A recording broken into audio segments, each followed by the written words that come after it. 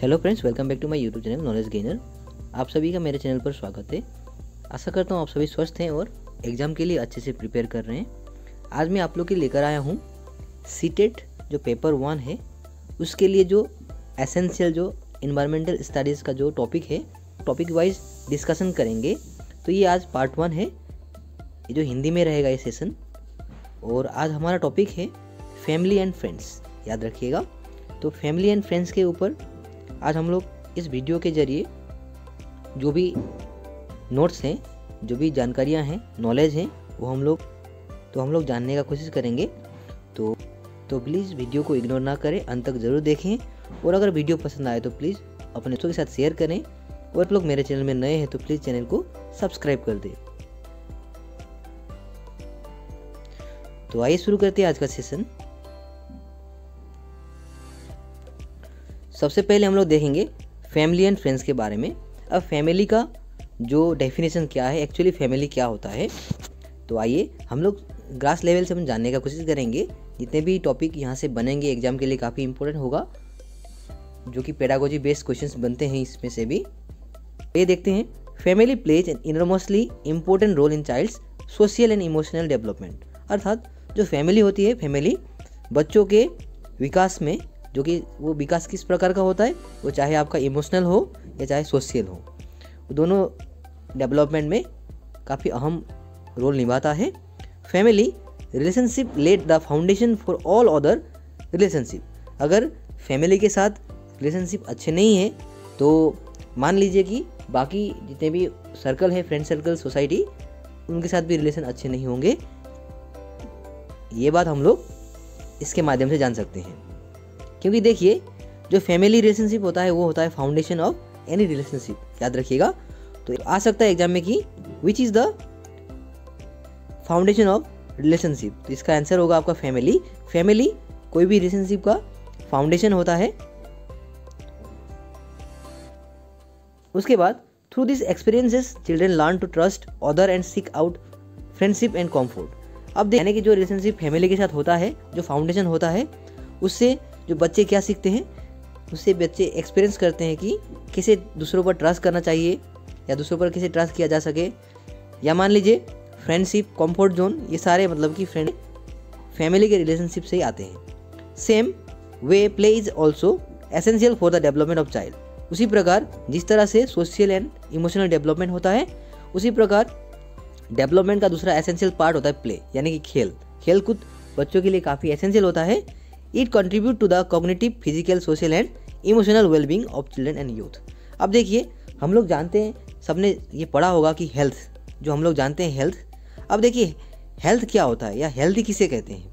मैं थोड़ा इससे डिफरेंट टॉपिक पर डिस्कस कर रहा हूँ, जस्ट मतलब कि यहाँ पे वेलबींग के बारे में आया, मैं इसके बारे में आप लोग को समझाना चाहता हूँ। देखिए हेल्थ किसे कहते हैं या हेल्दी किसे कहते हैं। अब मान लीजिए कोई भी आदमी बहुत अमीर है या मान लीजिए रिच है, वो मान लीजिए बहुत हेल्दी है, मतलब कि देखने में वो तंदुरुस्त है वो, लेकिन वो क्या है, सोशली कंफर्ट नहीं है। मतलब मान लीजिए वो सोशल नहीं है, कोई एक आदमी घर में आता है तो वो भाग जाता है, यानी कि वो सोशल नहीं है, तो इसे हम हेल्दी नहीं कहते हैं, याद रखिएगा।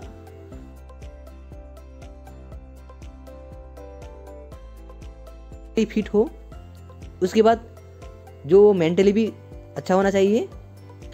अगर ये सारे क्वालिटीज उसके अंदर है तो हम उसे बोलेंगे हेल्दी, याद रखिएगा। तो यही होता है वेलबींग। तो जैसे कि बच्चे जो फाउंडेशन जब उसे फैमिली से मिलता है, उसका रिलेशनशिप फाउंडेशन, तो वो बच्चे दूसरों पर ट्रस्ट करना, दूसरों पर बिलीव करना, या मान लीजिए फ्रेंडशिप, ये कंफर्ट जोन, ये सारे सीख जाते हैं। तो उसके बाद जो गेम्स होते हैं, प्ले होता है, वो भी एक इसेंशियल पार्ट होता है बच्चों के डेवलपमेंट का, याद रखिएगा, जो कि कॉग्निटिव, फिजिकल, सोशल और इमोशनल वेलबींग के ऊपर कंट्रीब्यूट करता है। देखिए, अगर हम लोग शॉर्ट में कहें तो फैमिली क्या है, तो family is social unit determined by kinship, people related to each other by blood are called family. अब देखिए, फैमिली यानी कि जो ब्लड रिलेशंस होते हैं, उसके अलावा कई प्रकार की फैमिलियाँ होती है। ये नहीं कि सिर्फ ब्लड रिलेशन को ही हम फैमिली टर्म करें, ये नहीं होता है। उसके बाद family can be A nuclear family consisting of parents and their children or a joint or extended family comprising several other members related to each other by blood, यानी कि फैमिली कई प्रकार के हो सकते हैं, जैसे कि न्यूक्लियर फैमिली, उसके बाद जॉइंट फैमिली के फैमिली जो होते हैं। उसके बाद अगला टॉपिक है a family is born out of conjugal ties, यानी कि जब एक फैमिली का बॉर्न होता है यानी सृजन होता है। मान लीजिए ए एक लड़का है, इसने मान लीजिए एक बी नाम की लड़की को शादी कर लिया। अब देखिए इसके जो फैमिली हैं, मान लीजिए एक्स वाई जेड जो भी हैं, अब जब ये इस लड़की के साथ शादी करेगा तो इसके जितने भी मान लीजिए पी क्यू आर ये फैमिली हैं, तो ये शादी करेगा तो इसके जो रिलेशनशिप हैं ये सबके साथ मतलब कि जॉइंट हो जाएगा। इस तरह मतलब क्या होता है कि एक नया मतलब कॉन्जुगल टाइज का सृजन होता है, इसी को बोलते हैं कॉन्जुगल टाइज, याद रखिएगा। अब देखिए जो मेंबर्स होते हैं फैमिली के वो कई प्रकार के हो सकते हैं, जैसे कि हस्बैंड वाइफ भी एक फैमिली मेंबर्स होते हैं, father mother, son daughter, brother sister, cousins, grandfather grandmother, grandson granddaughter, uncle aunt, nephew niece, ये सारे हमारे फैमिली के मेंबर्स होते हैं, याद रखिएगा। उसके बाद अगला टॉपिक है a family greatly saves the behaviour of a child. It is की जो फैमिली होते हैं वो अपने बच्चों को हर एक तरह से मतलब कि शेपिंग करने में बहुत अहम रोल निभाते हैं, चाहे वो उसके बिहेवियर हो, चाहे उसका जो कम्युनिकेशन स्किल्स हो, या चाहे मान लीजिए मैनर्स हो, सारे जितने भी एस्पेक्ट्स हैं वो सारे फैमिली ही शेपिंग करते हैं। It is the first institute of learning, और याद रखिएगा जो फैमिली होता है वही उसका पहला लर्निंग का इंस्टीट्यूट होता है।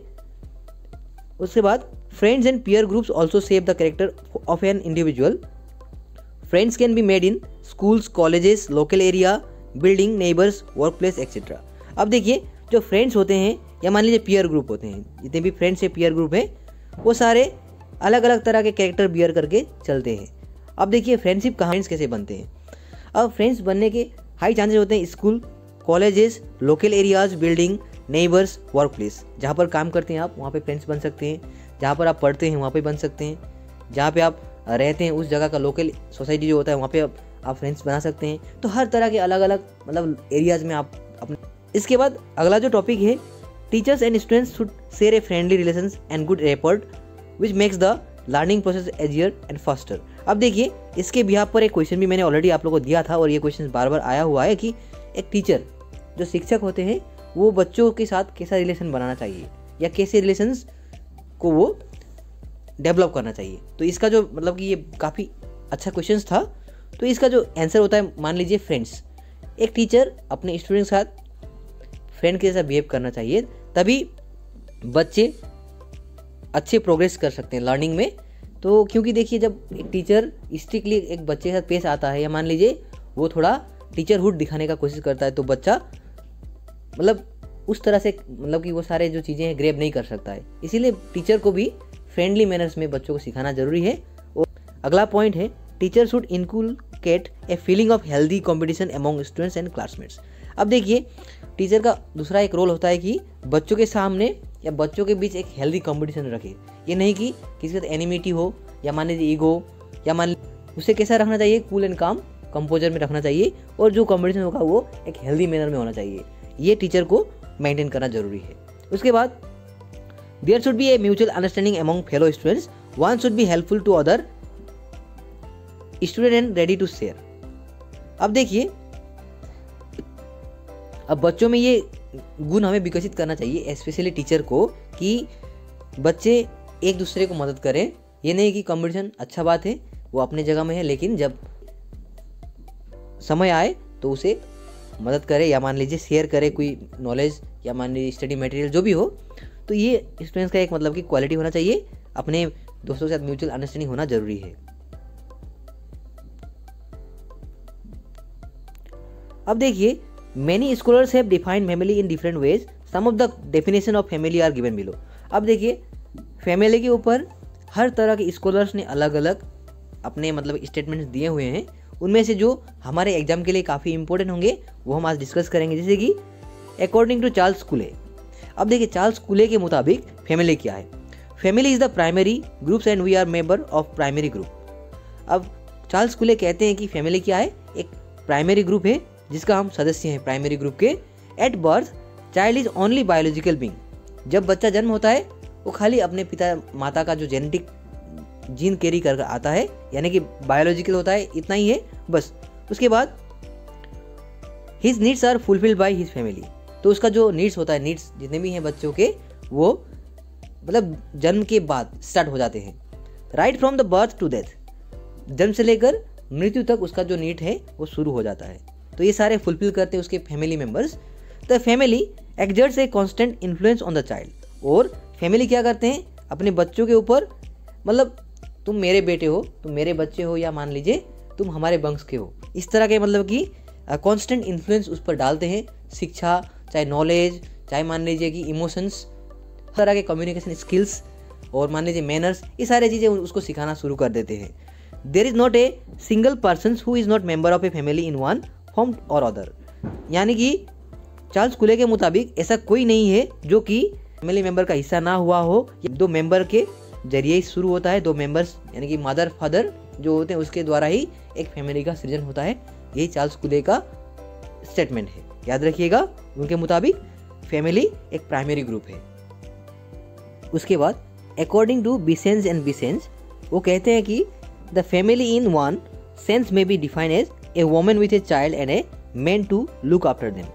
अब देखिए बिसेंस एंड बिसेंस के मुताबिक फैमिली क्या होता है, फैमिली एक वोमन यानी कि वोमन में समाया हुआ है, और जिसे एक मैन यानी कि ये वोमन है, मान लीजिए वोमन से सृजन होता है फैमिली का, और इसे एक मैन जो है लुक आफ्टर करता है। ये विसेंस एंड बिसेंस के मुताबिक कहा गया है, याद रखिएगा।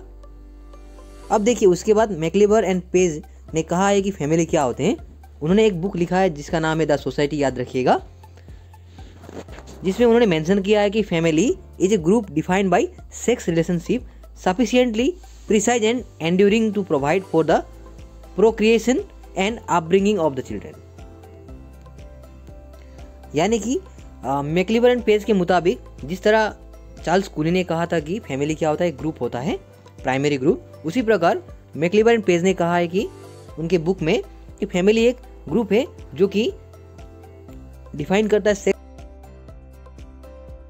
सफिशिएंटली, जब प्रिसाइज होता है, और जो अपब्रिंगिंग या मान लीजिए बच्चे को देखभाल करना हो, ये सारे मतलब जिम्मेदारियां अपने फैमिली के ऊपर आ जाते हैं।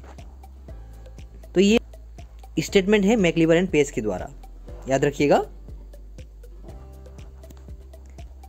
तो इसके बाद हम देखेंगे कुछ कैरेक्टर्स जो कि फैमिली के होते हैं, जैसे कि family is also a system of nomenclature. This means that the children relates to the family's name and that name like religion and caste name etcetera is continue in every generation. अब देखिए family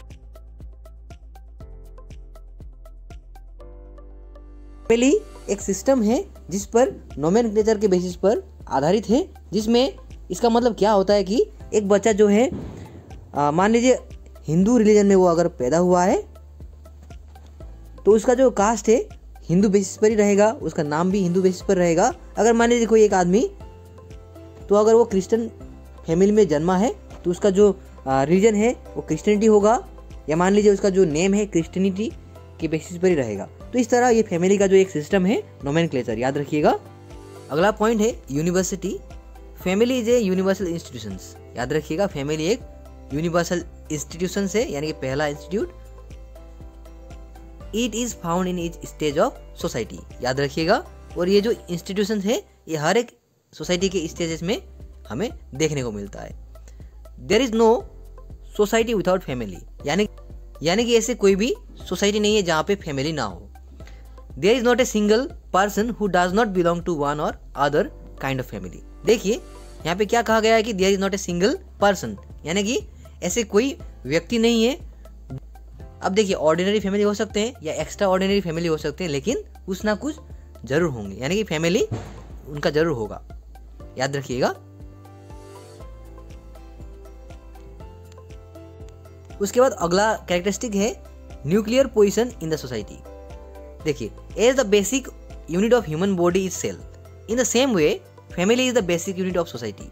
society is an aggregation of families. देखिए जिससे कि हमारा जो body में जितने भी फंक्शन हो रहे हैं, अब देखिए जो हमारा बॉडी वो एक कम्प्लेक्स मशीन है, तो हर तरह के यहाँ पे सिस्टम्स चल रहे हैं। तो ये हमारा बेसिक जो यूनिट होता है हमारा ह्यूमन बॉडी का, वो है सेल। उसी प्रकार सेम वे में फैमिली भी हमारे सोसाइटी का बेसिक यूनिट होता है फैमिली, याद रखिएगा। यानी कि सोसाइटी हमारे फैमिलीज का क्या है, एग्रीगेशन है, याद रखिएगा, एक एडवांटेज है।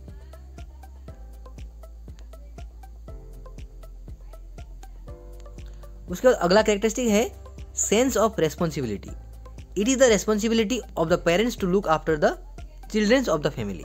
अब देखिए, यानी कि अपने फैमिली जो मेंबर्स होते हैं उनके अंदर ये ऑटोमेटिक एक सेंस आ जाता है कि वो अपने, अब मान लीजिए पहले हमें विषय ने कहा था कि फैमिली क्या है, मदर क्या करती है, सृजन करती है इसका, और जो फादर होते हैं उसको लुक आफ्टर करते हैं। अब जो इनके बच्चे होंगे, यानी कि मान लीजिए बी और जी लिखा है मैंने, गर्ल और बॉय, तो ये इनके अंदर ऑटोमेटिकली ऐसा सेंस ऑफ रेस्पॉन्सिबिलिटी आता है।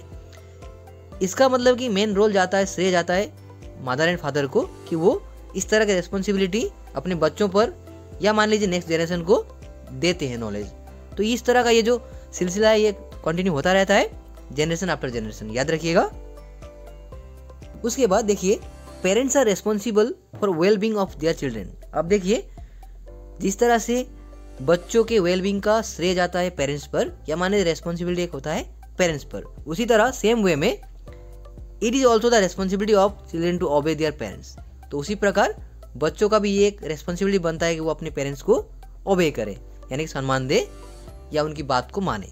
Eight the time of crisis family is always ready to protect the family's status and prestige in society. अब देखिए, क्राइसिस का मतलब होता है कोई भी सिचुएशन, हार्ड सिचुएशन में फैमिली क्या करते हैं, अपने बच्चों को, अपने मतलब कि मान लीजिए फैमिली मेम्बर्स को हर तरह से मतलब कि प्रोटेक्ट करने की कोशिश करते हैं, वो चाहे जैसे भी मतलब मुश्किल में हो। तो ये एक तरह से क्या होता है कि ये ऑटोमेटिक मतलब एक मान लीजिए कैरेक्टरिस्टिक है फैमिली का। उसके बाद जो हमारा अंतिम कैरेक्टरिस्टिक है फैमिली का वो है सोशल कंट्रोल। देखिए, सोशल कंट्रोल क्या होता है, family is a mechanism of social control. अब फैमिली क्या है, ये सोशल कंट्रोल का एक मैकेनिज्म है। When one is in smaller age he she does not know what's wrong or right. यानी कि जब बच्चा है, कोई भी मान लीजिए लड़की हो या लड़का, जब छोटे स्टेज में होता है, मतलब छोटे उम्र का होता है, उसे ये पता नहीं होता है कि क्या सही है क्या गलत है, क्या करना चाहिए या क्या नहीं करना चाहिए। If you follow right ways you are praised, otherwise you are punished. अब देखिए, तो बच्चों को सही दिशा में ले जाने के लिए फैमिली मेम्बर्स क्या करते हैं, अगर मान लीजिए कोई बच्चा गलत करता है या मान लीजिए कोई बच्चा सही करता है, तो सही को क्या करते हैं हम लोग, प्रेज करते हैं, उसको हम लोग रिवॉर्ड देते हैं, या मान लीजिए उसको उसकी पीठ पर हम थपथपाते हैं। इससे क्या होता है, बच्चे के अंदर हाँ मैंने ये काम सही किया है, अच्छा ये बात सही है, तो इसीलिए वो कैप्चर करता है कि ये जो मैं काम कर रहा हूँ ये सही है, ये राइट है। तो वो क्या करेगा, उस चीज़ को रिपीट मतलब फिर फ्यूचर में भी करेगा। उसके बाद मान लीजिए वही बच्चा अगर कोई भी काम को खराब करता है या मान लीजिए रॉन्ग वे में वो कर रहा है, तो अगर उसे हम पनिश करते हैं या मान लीजिए उसे हम बोलते हैं कि एक्नॉलेज करते हैं, ये तुम्हारा जो काम जो है ये रॉन्ग है। अब देखिए, पनिश करना मतलब उसको मारना नहीं है, पनिश बहुत तरह से हम पनिश कर सकते हैं उसको, उसे समझा कर हो, उसे हम उसको कह सकते हैं या माने प्यार से भी हम समझा सकते हैं। ऐसा नहीं है कि उसे पनिश करना ही है, लेकिन उसे इतना एहसास कराना होगा कि ये चीज़ रॉन्ग है। तो इस तरह से बच्चों के अंदर ये जो सोशल कंट्रोल है उसका मतलब इजाज होता है, उसका मतलब कि डेवलपमेंट होता है। अब हम देखेंगे functions of family. Let us now see what different functions a family performs. यानी कि अब देखिए फैमिली किस तरह के फंक्शंस यानी कि काम करते हैं। जैसे कि मैंने पहले ही कहा था आप लोग को कि फैमिली सबसे पहला जो फंक्शंस होता है वो होता है प्रोटेक्शन, वो अपने फैमिली को प्रोटेक्ट करती है। अब देखिए कैसे प्रोटेक्ट करते हैं, किस बिहाफ में प्रोटेक्ट करते हैं। At birth the young child is totally dependent upon adults of the family for all it's needs. अब जैसे कि जो बच्चा जब पैदा होता है, यानी कि जब बर्थ के टाइम यानी कि शुरुआती दौर में, तो बच्चा टोटली अपने फैमिली के ऊपर निर्भर करता है जब तक वो बड़ा नहीं होता है। सर्वाइवल ऑफ द बेबी और new born would be difficult without adequate care given by the family members. अगर मान लीजिए उस समय, उस पीरियड में अगर फैमिली उस बच्चे को, उस न्यू बॉर्न बेबी को अगर एडिक्वेट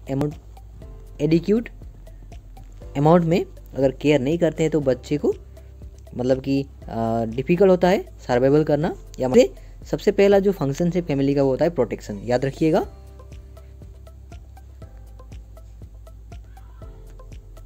यहाँ तक कि in fact the family looks after not only the children but all the other members of the family too. यानी कि फैमिली जो होते हैं वो क्या करते हैं, अपने जो न्यूबॉर्न बेबी के अलावा अपने जितने भी मेंबर्स हैं फैमिली के, हर एक फैमिली मेंबर्स को यानी कि अच्छी तरह से केयर करते हैं, वो उनका काम होता है। Caring for and giving protection to the children, the sick and the old is an important function of the family. अब देखिए जो फैमिली का जो मेन फंक्शंस क्या होता है, मैंने पहले बोला प्रोटेक्शन, उसके अलावा प्रोटेक्शन होता है जो कि न्यूबॉर्न बेबी को वो सर्वाइवल जो करने में यानी कि हेल्प करते हैं, एडिक्यूट अमाउंट में केयर करते हैं। उसके अलावा जो भी सिक पीपल होता है फैमिली मेम्बर्स में, उनको हेल्प करते हैं फैमिली। उसके बाद जितने भी ओल्ड एज यानी कि पीपल होते हैं एक फैमिली में, उन्हें भी प्रोटेक्शन देना फैमिली का काम होता है।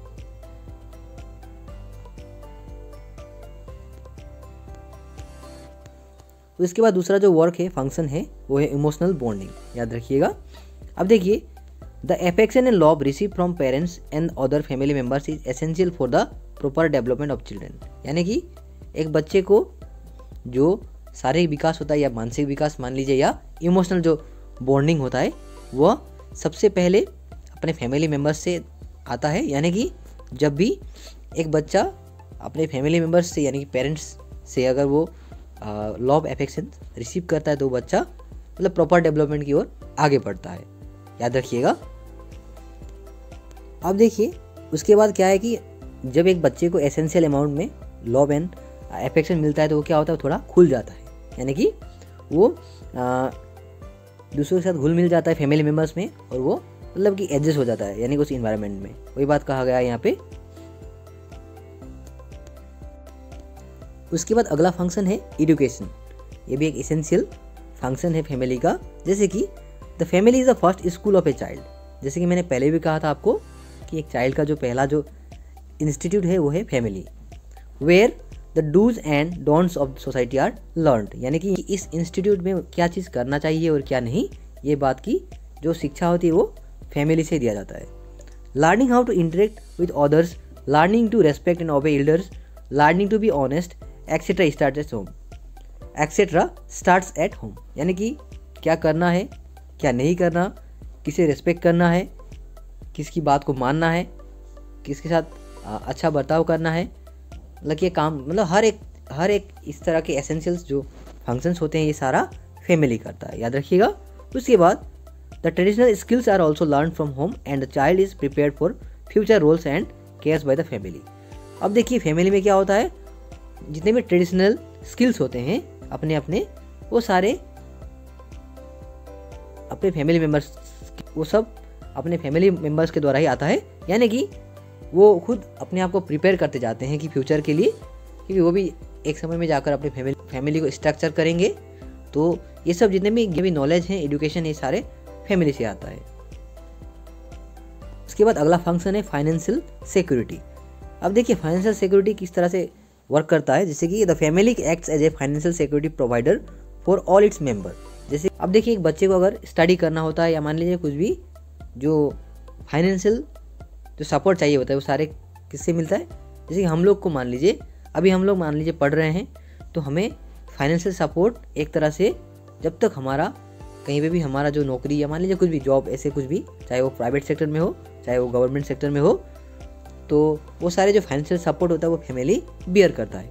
It provides all the basic needs of the members of family, like provides the food, the shelter and the clothes that everyone needs. Other requirements of the family members are also fulfilled. यानी कि जितने भी essential requirements होते हैं बच्चों के या मान लीजिए कोई मेंबर्स के, वो सारे फैमिली पूरा करती है, याद रखिएगा। तो ये एक अहम फंक्शन है फैमिली का।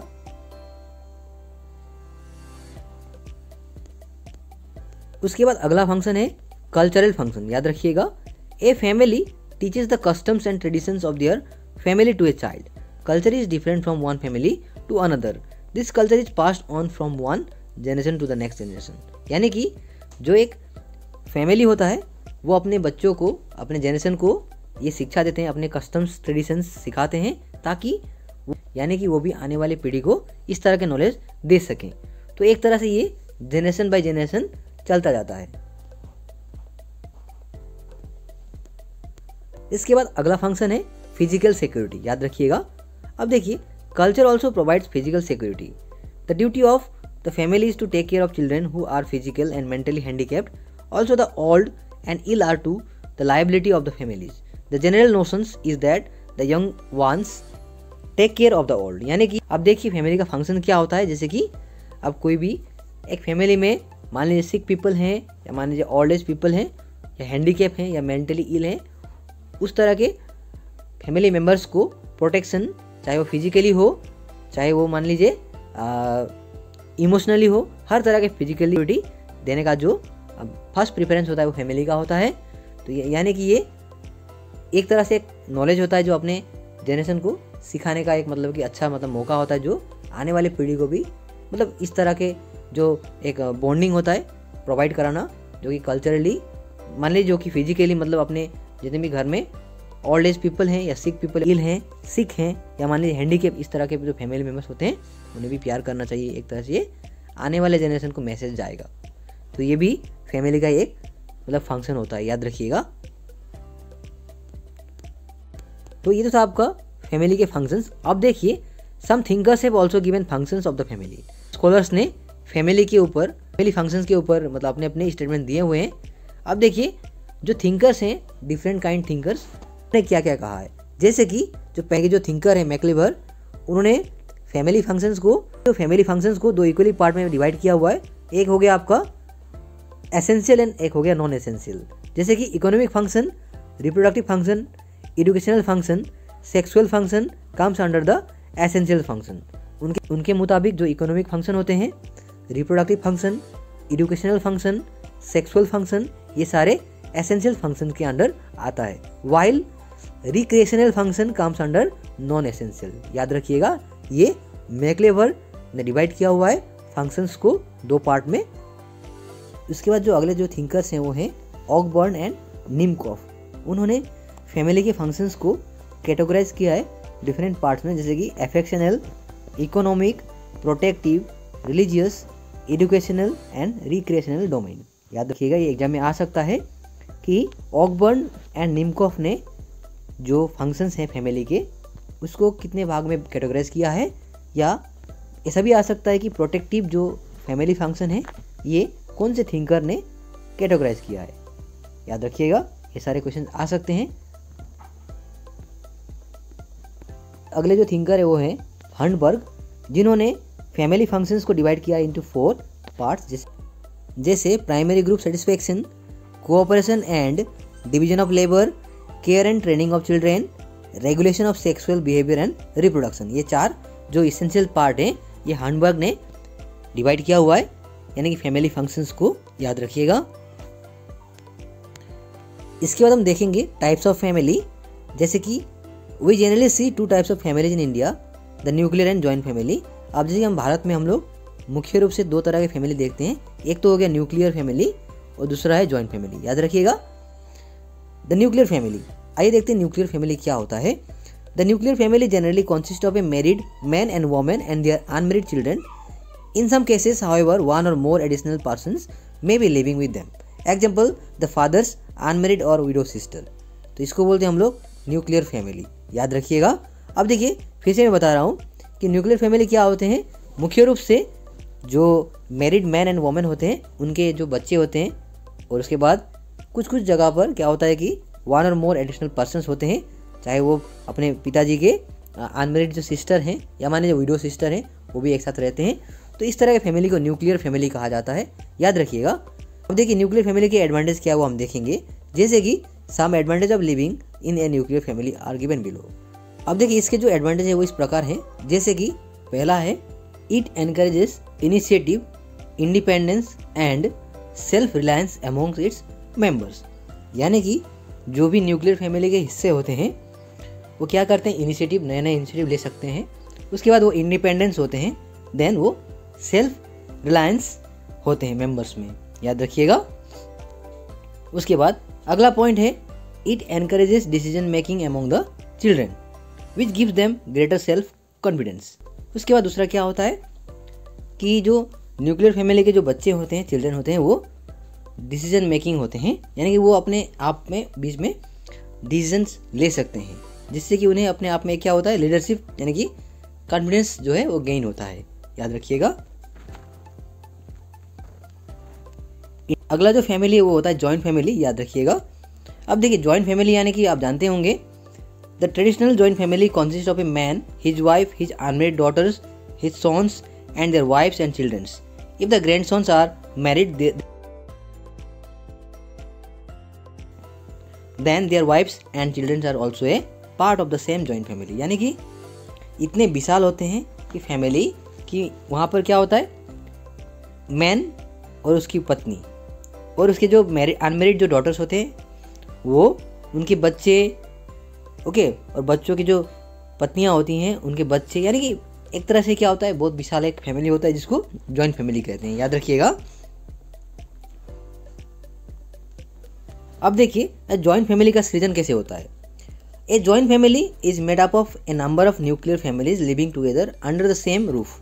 यानी कि एक ही घर के, एक ही छत के नीचे अगर बहुत सारे न्यूक्लियर फैमिली जब रहते हैं तो उसी न्यूक्लियर फैमिली से टुगेदर होकर वो सारे क्या हो जाते हैं, जॉइंट फैमिली, याद रखिएगा। They share a common kitchen and hold common property. तो जॉइंट फैमिली में क्या खासियत होता है, वो कॉमन किचन यूज करते हैं, उसके बाद कॉमन प्रॉपर्टी उनका होता है। The oldest male member is generally the head of the family and the decision maker for the family. और जो मेल मेंबर होता है सबसे ओल्डेस्ट, वो क्या होता है, वो जनरली उस जॉइंट फैमिली का हेड होता है जो कि डिसीजन लेता है। But the women also play a significant role in decision making as they influence the male members to a large extent. अब देखिए ऐसा नहीं है कि खाली मेल, जो ओल्डेस्ट मेल होते हैं वही डिसीजन ले सकते हैं, जो लेडीज होती हैं, वुमेन होती हैं, वो भी एक इस तरह के मतलब डिसीजन मेकिंग में एक सिग्निफिकेंट रोल निभाती हैं, याद रखिएगा। आइए देखते हैं जॉइंट फैमिली के कुछ एडवांटेजेस। जैसे कि पहला है, it encourages family members to be cooperative and accommodating. यानी कि एक छोटे से स्पेस में ही वो क्या करते हैं, बहुत सारे मतलब लोग यहाँ पे रहते हैं, तो इस तरह के मतलब कि एडजस्टमेंट सीख जाते हैं। दूसरा होता है एक दूसरे को इनकरेज करना, हेल्प करना, ये भी एक मतलब कि जॉइंट फैमिली का बहुत ही अच्छा क्या होता है, एक एडवांटेज होता है। दूसरा है, in the event of death of parents a child finds adequate emotional and economic support. अब जब भी मान लीजिए उस फैमिली में, जॉइंट फैमिली में किसी का डेथ भी हो जाता है, तब भी उस बच्चे को संभालने वाले, यानी उसको इमोशनली या इकोनॉमिकली या मेंटली हर तरह के सपोर्ट देने वाले बहुत सारे उसके आसपास में फैमिली मेंबर्स होते हैं। तीसरा, it cares for the old, the helpless and the unemployed in the family. अब देखिए जॉइंट फैमिली का एक बहुत ही इंपॉर्टेंट जो एडवांटेज होता है वो होता है, जो मान लीजिए फैमिली मेंबर्स में से अनएम्प्लॉयड है या मान लीजिए हेल्पलेस है, तो उसको हर तरह के केयर सपोर्ट दे सकता है एक फैमिली, जॉइंट फैमिली, याद रखिएगा। There is more financial security. और जितना न्यूक्लियर फैमिली में फाइनेंशियल सिक्योरिटी मिलता है, उससे कई गुना जॉइंट फैमिली में फाइनेंशियल सिक्योरिटी मिलता है, याद रखिएगा। अब देखिए कुछ एक्सेप्शनल केसेस में अदर टाइप ऑफ फैमिलीज भी होते हैं। अब जो अदर टाइप ऑफ फैमिली होते हैं उसके अंडर आते हैं जैसे कि patrilocal family. In this type of family married couple live with husband's family. अब जैसे कि मैरिड कपल जो होते हैं वो अपने हस्बैंड्स के फैमिली के साथ रहते हैं। उसके बाद दूसरा होता है matrilocal family. In this type of family married couple live with wife family. अब देखिए कोई क्या होता है, मैरिड कपल्स क्या करते हैं, अपने हस्बैंड के फैमिली के साथ रहते हैं, और दूसरे कुछ ऐसे होते हैं जो कि मैरिड कपल होते हैं लेकिन वो अपने वाइफ की फैमिली के साथ रहते हैं। तो इस तरह के दो तरह के मतलब क्या होता है, मतलब ये जो अदर टाइप ऑफ फैमिली के अंडर आता है, याद रखिएगा। के बाद जो हमारा अगला टॉपिक है वो है इम्पोर्टेंस ऑफ फैमिली, याद रखिएगा। एक फैमिली का जो इम्पोर्टेंस क्या होता है वो हम देखेंगे। जैसे कि human life is a journey starting from the initial lunch of the family. The foundation of the personality and character of the child has to be in the family. The importance of family is to have a clear picture of social, economic and educational values. Family is important because, अब देखिए family क्यों जरूरी है। जैसे कि family helps to socialize a child and give him humanistic values. उसके बाद the person gets knowledge of society and the ways of living, beliefs, ideals, traditions, values and social responsibility only from family. उसके बाद a family is a place where all children receive primary education. Then the family provides physical, mental, emotional, cultural and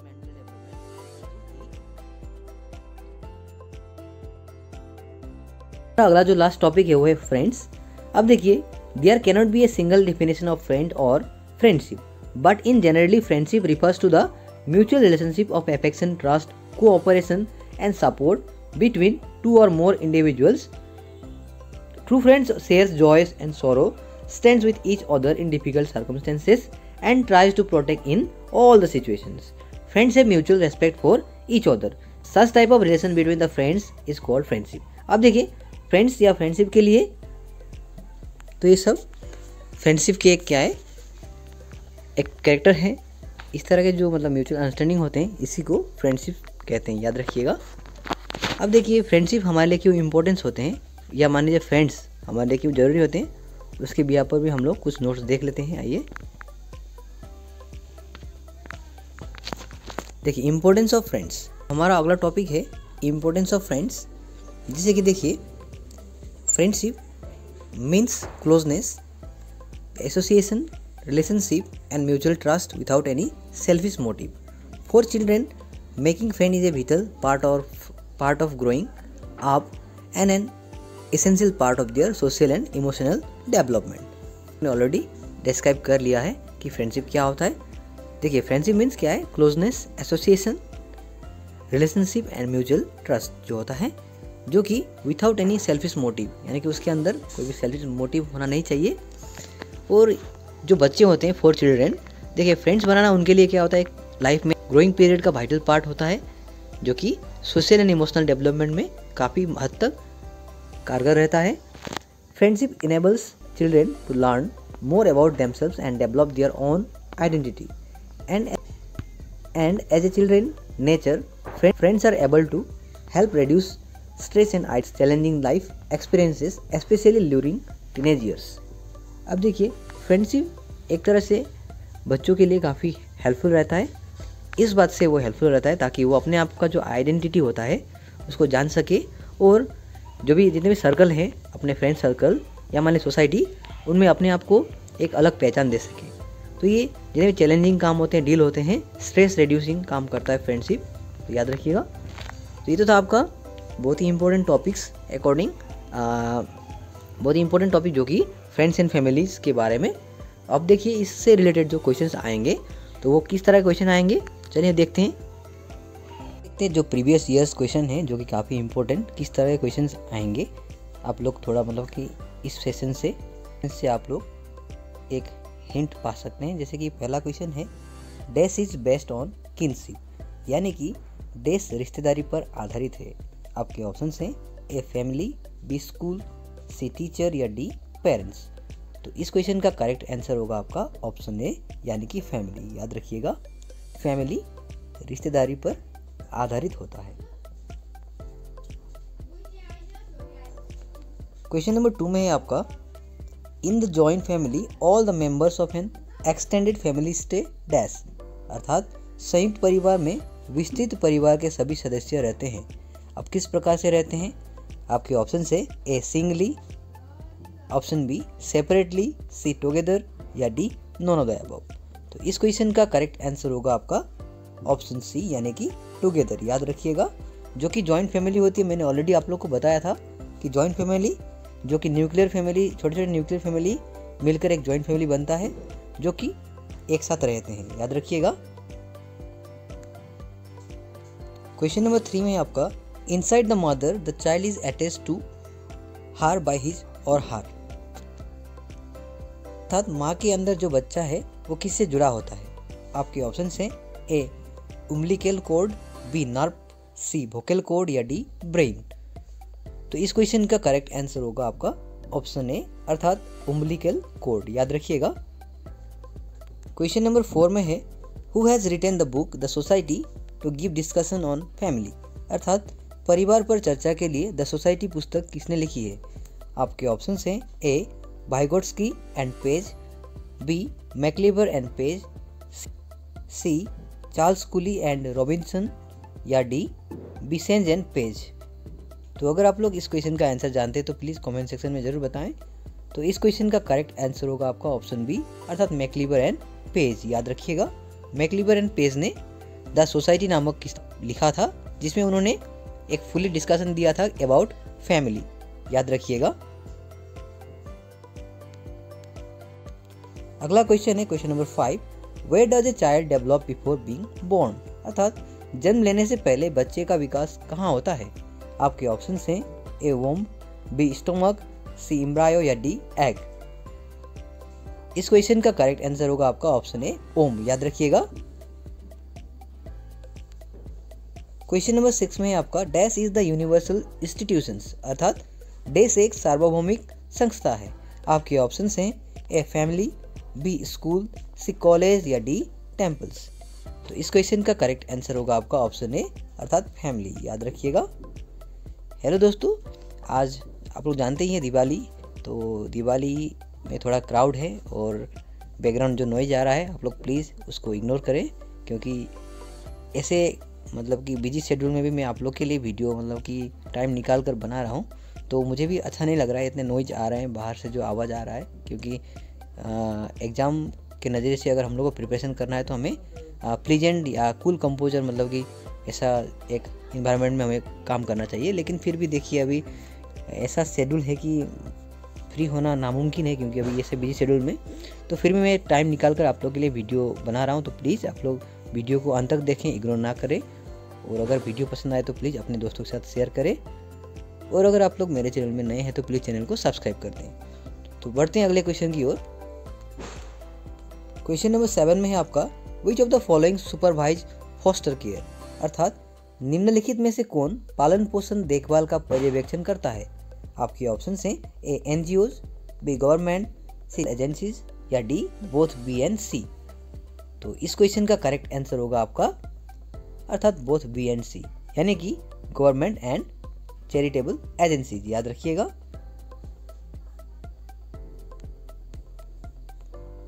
question number 8 में है आपका sometimes children are taken care of temporarily by parents who are not their real parents called, अर्थात कभी कभी बच्चों की देखभाल अस्थायी रूप से माता पिता द्वारा की जाती है जो उनके वास्तविक माता पिता नहीं होते, तो उन्हें क्या कहा जाता है।